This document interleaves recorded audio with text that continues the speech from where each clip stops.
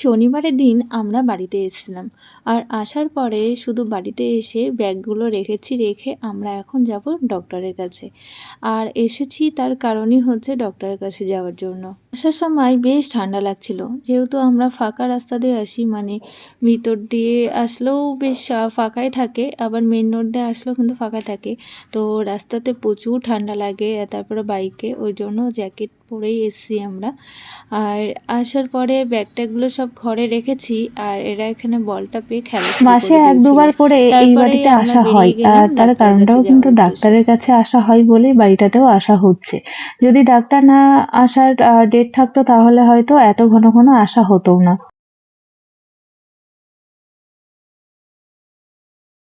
বাড়িটার প্রতি অনেক মায়া, কিন্তু কিছু করার নেই, সবকিছুই পরিস্থিতি আর সময় বুঝেই চলতে হয়। তো মায়া অবশ্যই এই কারণে আরো বেশি, কারণ এই বাড়িতে সারা হয়েছে। সারার একদম হওয়ার পর যে 3টে বছর সেটা কিন্তু এই বাড়িতেই ওর কেটেছে। তো এই বাড়িতে ওর আমাদের অনেক আছে, যে কারণে কিন্তু মায়াটাই বেশি জড়িয়ে আছি।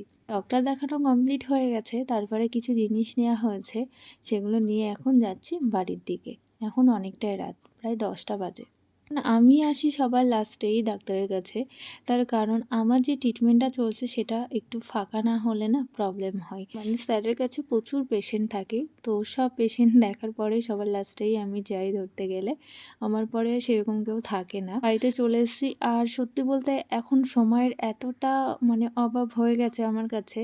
আর জার্নি করে এসেছি, এত টায়ার্ড লাগছিল। তো সারাকে এখানে খাওয়াচ্ছে, ওকে বললাম খাইয়ে দিতে, কারণ আমার ভীষণ টায়ার্ড লাগছিল, ভালোই লাগছিল না। আর ওকে খাওয়াতে গেলে অনেকটা টাইম লাগে। এই ফোনটা কিনেছি আজকে আসার সময়, তাই দেখাচ্ছিল।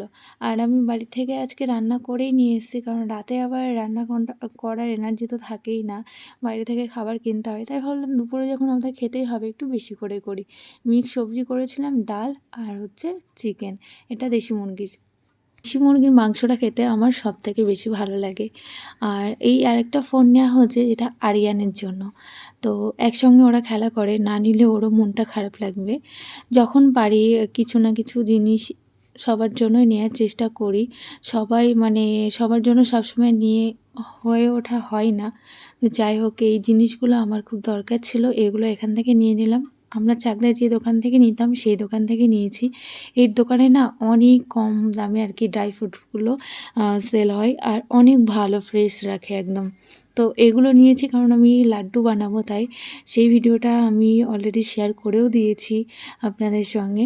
আর নেওয়া হয়েছিল অরেঞ্জগুলো সাইজে ছোট, কিন্তু 50 টাকায় 10টা দিয়েছে। খুব একটা যে ছোট তাও না, খুব ভালো। এটা চাকদা স্টেশনের পাশেই আর কি সেল হচ্ছিল।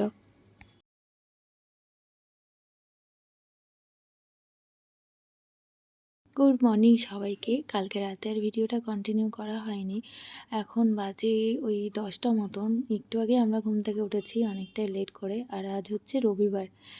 আমি আমার দেয়ালে এই যে ময়ূরটা ড্রয়িং করা আছে দেখছেন, এটা আমার করা। আগে থেকে যারা আমার ভিডিও দেখেন জানেন।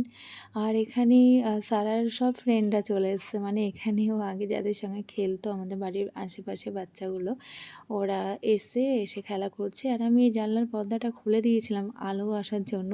এরা দেখছি বারবার আটকে দিচ্ছে, মানে আটকে দিচ্ছে মানে মাথার মধ্যে কিছু বদমাইশি বুদ্ধি আছে।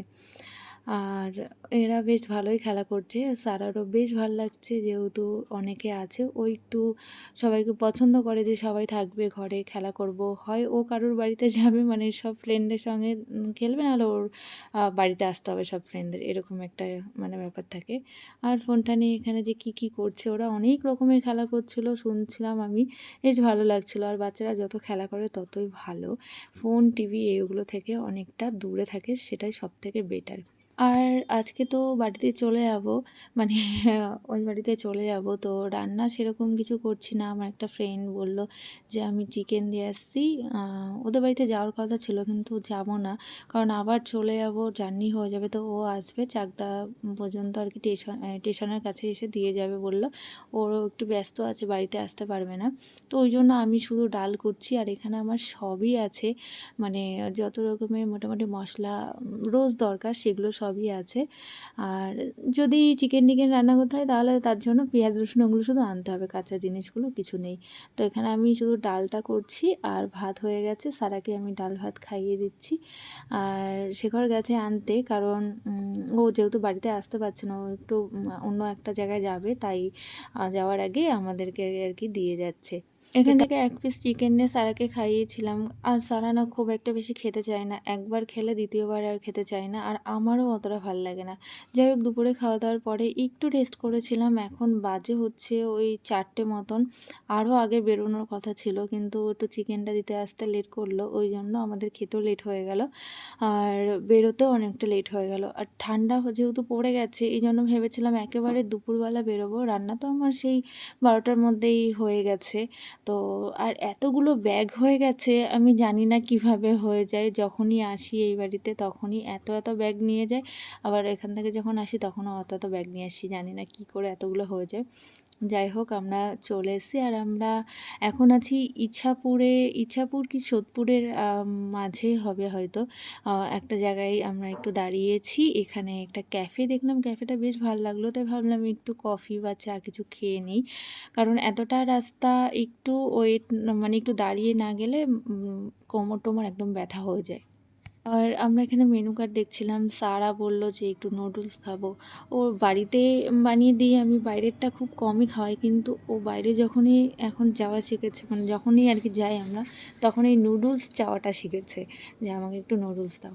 এবার ওর জন্য হাফ প্লেট নুডলস অর্ডার করা হয়েছিল, কারণ আমাদের বাইরে অতটা নুডলস খাওয়া হয় না, আমার বাড়িরটাই যেন বেশি ভাল লাগে। আর শুধু পকোড়া আর একটা লেবু, দুটো লেবু চা অর্ডার করা হয়েছিল। পকোড়াটা খেতে বেশ ভালো ছিল, নুডলসটা খুব একটা ভালো ছিল না। আর ভালো লাগবে না তার কারণ বলেছিলাম যে বাচ্চা খাবে, যতটা পারবে অয়েলটা একটু কম, আর লঙ্কা টঙ্কা এসবগুলো সস টসগুলো একটু কম দেবেন। তো সেরকমই করেছিল, ওই জন্য একদম টেস্টও লাগছিল না, কারণ কেমনভাবে কী করবে ওই জন্য আমি এইভাবে বললাম করতে, তো ওইভাবে করে দিয়েছিল ওরা। বেশ ভালো ছিল এমনি ক্যাফেটা।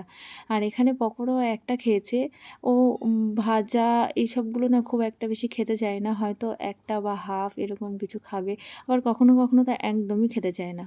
আজকে না বেশ ভালো ঠান্ডাও লাগছে, ভালো ঠান্ডা পড়ে গেছে। অবশ্য এই ঠান্ডাটা না ভীষণ ভালো লাগে, মানে সন্ধ্যাবেলা হোক বা রাত হোক, একটু বাইরে বেরিয়ে এরকম কফি পকোড়া খেতে কিন্তু, তারপরে একটু খোলামেলা জায়গাতে কিন্তু আরোই সুন্দর লাগে।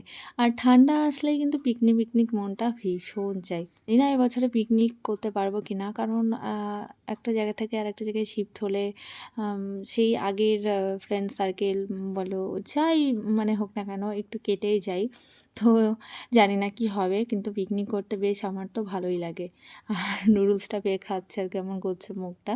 আমি একটু নিয়েছিলাম, কারণ ও হাফ প্লেট অর্ডার করেছে ঠিক, কিন্তু ও অতটা খেতে পারবে না, তাই আমরা অল্প করে খেয়েছিলাম। আর এই হচ্ছে ক্যাফেটা, বেশ সুন্দর ছিল, আমার বেশ ভালোই লেগেছে। আপনাদের সঙ্গেও শেয়ার করলাম যতটা পেরেছি। এবার যাওয়া যাক বাড়ির দিকে। আর এই জায়গাটার নাম হচ্ছে মথুরাপুর, এখানে বোর্ডে লেখা ছিল, তাই একটু আপনাদের সঙ্গে শেয়ার করলাম। বাড়ির কাছাকাছি চলেও এসেছি আমরা। তো আজকের ভিডিওটা এই পর্যন্তই। আপনাদের কেমন লাগলো অবশ্যই বলবেন, ভালো লাগলে লাইক করবেন, শেয়ার করবেন, আর পাশে অবশ্যই থাকবেন। টাটা।